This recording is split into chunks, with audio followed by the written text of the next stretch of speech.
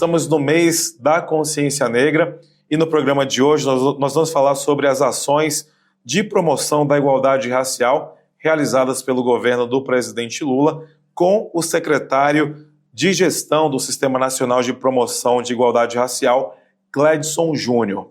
Secretário Cledson Júnior, seja bem-vindo ao Café PT, muito obrigado por parar um pouquinho aí a sua agenda para poder conversar com a gente. Como vai, tudo bem? Tudo jóia, Anderson, todos aqueles e aquelas que nos acompanham, tá tudo bem, espero que o mesmo com vocês. Maravilha, secretário, nós estamos aí no mês de novembro, né, que é o mês da consciência negra. O Ministério da Igualdade Racial ele lançou um site que é justamente para dar visibilidade, né, às atividades de valorização da população negra nesse mês. Queria que o senhor pudesse comentar um pouquinho sobre esse site, né, qual a importância dele e o que as pessoas podem encontrar, né, ao acessar esse site, já para a gente introduzir o nosso assunto sobre esse tema que é tão importante. Perfeito. Primeiro, saudar novamente a todos e todas que nos acompanham e dizer que o mês de novembro é o mês central para a luta antirracista no Brasil, né? Neste mês, nós celebramos a luta daqueles e daquelas que já no século XVI lutaram por autonomia e liberdade, aqueles e aquelas que construíram o Quilombo do Palmares, liderados por Zumbi Dandara. Esse mês, ele tem esse papel de sintetizar essa grande luta por autonomia no Brasil. Nós, do Ministério da Igualdade Racial, compreendemos que é um mês fundamental para que nós possamos sistematizar o conjunto de processos que envolvem a agenda antirracista por todo o país, e o Mapa Brasil pela Igualdade tem esse papel. É fundamental também destacar que a luta contra o racismo e pela promoção da igualdade racial ela se dá ao longo de todo o ano. Mas novembro, obviamente, que é um mês especial, e essa plataforma colaborativa, que é o Mapa Brasil pela Igualdade, tem esse papel de organizar, por meio da colaboração de militantes, ativistas da luta antirracista por todo o país, de um conjunto de agendas, eventos que ocorrerão e que, a partir dessa plataforma do governo federal, todo e qualquer brasileiro poderá ter acesso a essas atividades, podendo, obviamente, se somar, participar, levar suas contribuições, suas reflexões em torno de um melhor momento para a agenda por direitos no país. Perfeitamente. A gente está até exibindo o site, secretário, que ele consta aí, né, todas as atividades. Eu vou pedir para a nossa produção colocar aí, e tem ali o mapa, né, o mapa da igualdade racial. Pode clicar nele aí, por favor, Gabriel. E aí, nesse mapa, ele traz exatamente, né, as principais atividades que estão acontecendo em todo o Brasil, né, secretário? Então, essas atividades elas foram cadastradas. Quem é que faz o cadastro dessas atividades? Esse é um elemento importante dessa plataforma, é que o cadastramento se dá exatamente pelos ativistas que, ao longo de todo o país, estão organizando os eventos para esse mês de novembro. Para nós, do Ministério da Igualdade Racial, a participação popular é um valor que nós exercitamos cotidianamente. Temos a possibilidade, de forma colaborativa, mapear o conjunto de atividades que estão ocorrendo por todo o país, em particular neste mês de novembro, é uma forma também de apresentarmos para a sociedade brasileira de que a militância antirracista ela é viva, ela é altiva e está, obviamente, em constante mobilização. Por isso, nós estamos muito satisfeitos com essa proposta que nós implementamos e que temos a convicção que é o sucesso que porque conta com a participação da população. E, secretário, quais são as principais atividades que o Ministério da Igualdade Racial vem promovendo durante esse mês de novembro aí, para marcar o mês da consciência negra? Para esse ano, quis a agenda que o Novembro Negro ele confluísse com a atividade da COP30, que está sendo realizada em Belém do Pará.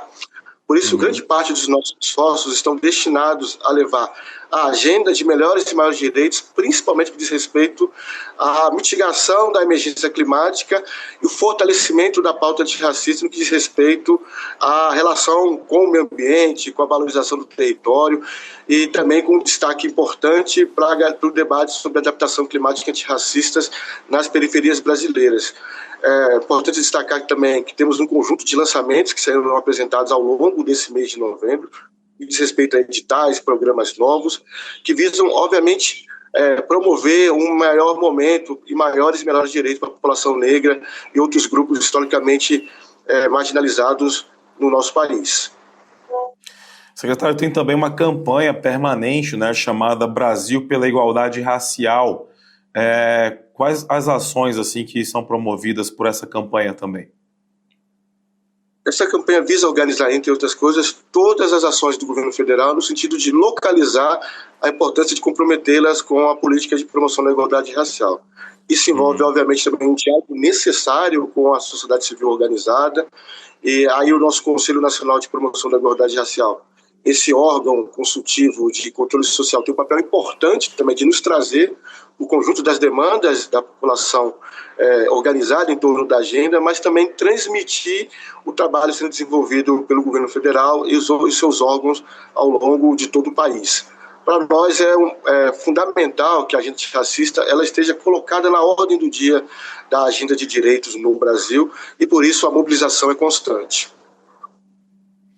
É uma mobilização constante mesmo, né, secretário? E é uma luta que ela precisa ser diária, né? A gente está aí já no terceiro ano do presidente Lula, né, nesse mandato. Como é que o senhor avalia, secretário, essas ações de promoção da igualdade racial durante esse governo do presidente Lula? Eu sei que é um trabalho de reconstrução, primeiro que precisou ser feito, né? Já nos primeiros meses que vocês assumiram o ministério, porque foram vários anos aí de desconstrução realmente, dessa agenda realmente de igualdade racial no Brasil, mas como se vê assim, de um modo geral mesmo, secretário, as ações de promoção à igualdade racial que estão sendo desenvolvidas dentro do governo do presidente Lula? É fundamental destacar que nós estamos cumprindo com o compromisso apresentado para a sociedade brasileira durante o processo eleitoral de 22. O programa eleito às urnas, escolhido pelo povo brasileiro, que compreendeu que para o Brasil avançar, para que nós pudéssemos assumir uma rota positiva em torno da garantia de direitos, que nós levássemos em consideração com muita prioridade a autonomia e a defesa de direitos para a população negra e outros grupos etnicamente marginalizados. Isso é fundamental apontar também que racismo é sobre poder, né? É sobre determinar lugares e não lugares, e que o Estado brasileiro tem um papel importante, primeiro, em mitigar os efeitos do racismo, efeitos esses que se dão ao longo da história, né? Não podemos deixar de localizar o papel que a escravidão negra cumpriu no processo de formação da sociedade brasileira e os seus resquícios, assim como o Estado tem essa responsabilidade de promover direitos que não só produzem mitigação, mas que apontem para uma nova sociedade, uma sociedade de todos, inclusiva, que promovam, obviamente, direitos que coloquem todos os brasileiros e brasileiras num patamar de oportunidades que sejam à altura dos nossos destinos. Perfeito, secretário. Eu dizia que nesse ano o tema do mês da consciência negra é justiça climática, território e dignidade, né? São 3 pontos importantes e na COP30 em Belém o Brasil lançou a Declaração de Combate ao Racismo Ambiental, que já teve inclusive a assinatura de 19 países. Antes de passar para a próxima pergunta, secretário, eu gostaria de a gente possa exibir aí um vídeo da ministra da Igualdade Racial, Aniele Franco, que fala sobre esse assunto. Vamos ver? A Declaração de Belém contra o Racismo Ambiental acaba de ser assinada na Cúpula dos Líderes, um reconhecimento global de que esse é um problema real e urgente. A maioria das pessoas que vivem nos territórios mais afetados pelas mudanças climáticas é negra e isso não é por acaso. Uma conquista inédita graças ao esforço do governo do Brasil em diálogo com as organizações do movimento negro e o apoio de dezenas de países como China, Moçambique, África do Sul, Colômbia, México, entre outros. A partir dela, novos passos podem ser dados na construção de políticas efetivas para assegurar um futuro sustentável para populações negras, quilombolas, povos de terreiro, comunidades tradicionais, indígenas e ciganos. Não existe justiça climática e ambiental sem igualdade racial. É isso, né, secretário? São temas que estão entrelaçados entre eles, né? Consciência negra com justiça climática, território e dignidade. De que forma, secretário, que esses temas eles se entrelaçam? Como eles podem andar juntos? Nós partimos do princípio que não haverá justiça climática sem justiça racial. A luta contra a desigualdade, ela perpassa também por compreender a importância do território, daquelas que o constroem cotidianamente, e os impactos da emergência climática nas suas vidas, né? Como bem disse a nossa ministra Nelly Franco, as populações periféricas, aquelas que habitam as margens das grandes cidades, mas também os territórios rurais, são aquelas que mais são impactados pelas alterações causadas pela emergência climática.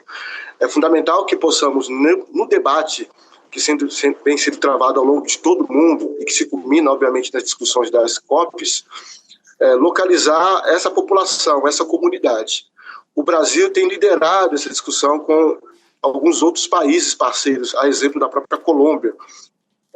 E nós temos feito um bom debate, um debate necessário em torno de coesionarmos uma agenda de promoção de direitos e garantia da defesa da vida nos territórios que localize a dimensão racial dessa população.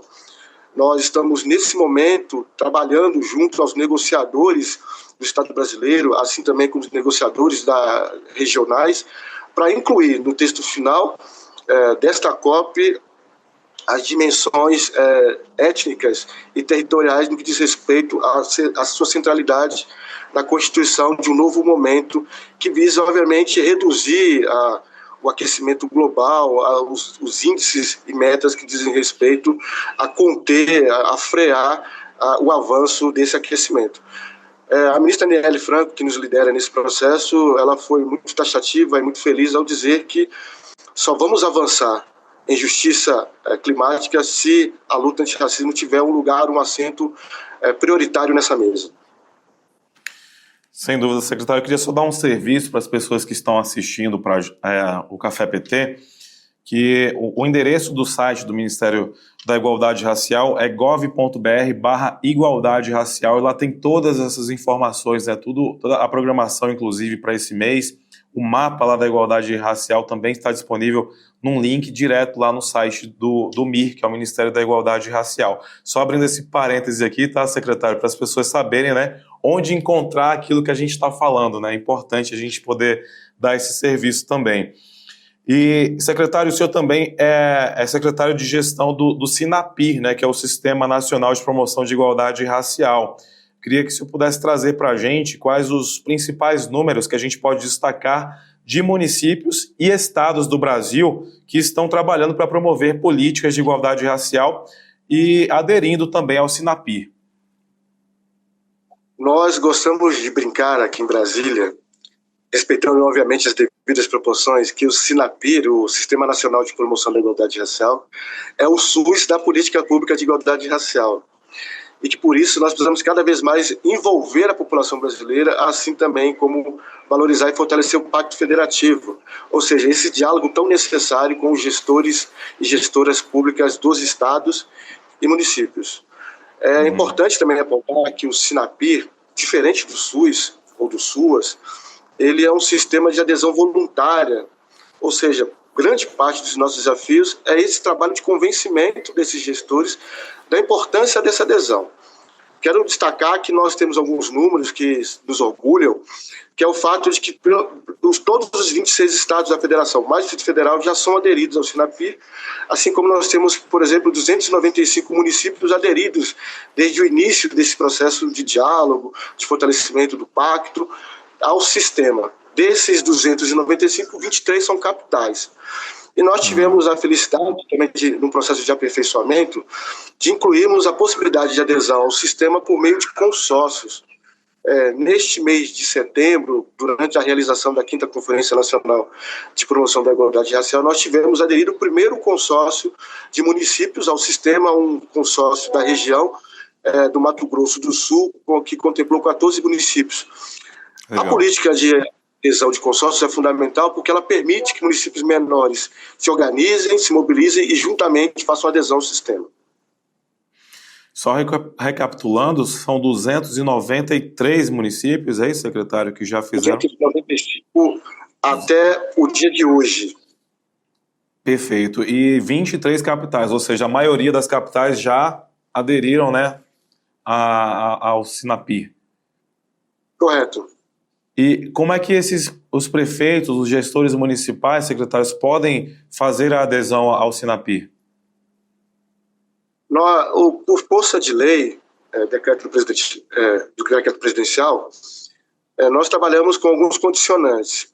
Primeiro, é fundamental que o município se comprometa com a política de igualdade racial por meio da implementação de uma estrutura de governo específica para promover a igualdade racial. Pode ser, obviamente, uma secretaria, uma diretoria, uma superintendência, mas que, de alguma forma, esta agenda esteja formalizada na gestão pública municipal ou estadual.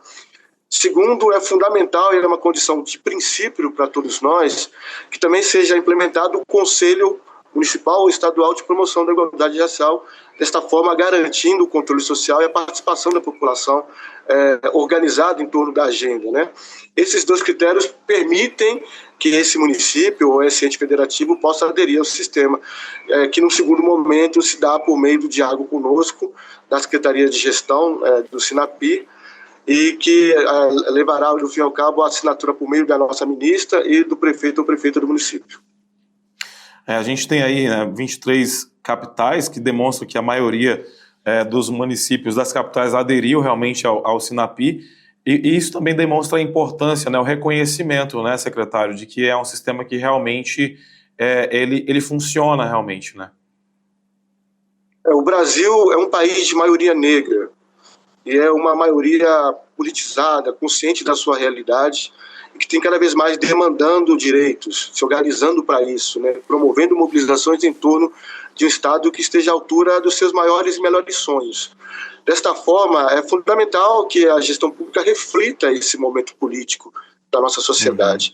Cada vez mais o movimento negro, os movimentos em geral antirracistas estão promovendo pressões nas suas gestões para que a agenda de igualdade racial se veja presente no seu cotidiano.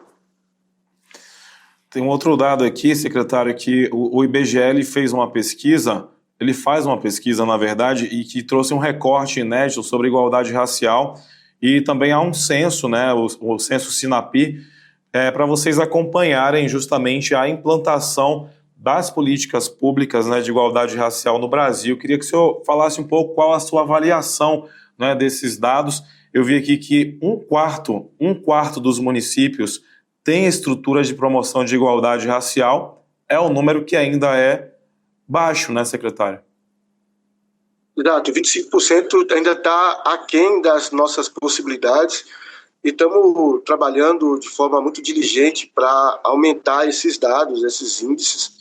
Mas também há um conjunto de informações que apontam, por exemplo, de que grande parte dos gestores envolvidos com a agenda antirracista Brasil afora são de mulheres, o que obviamente nos traz uma reflexão muito importante sobre o papel da mulher na condução das políticas públicas de direitos que promovam dignidade para o nosso povo.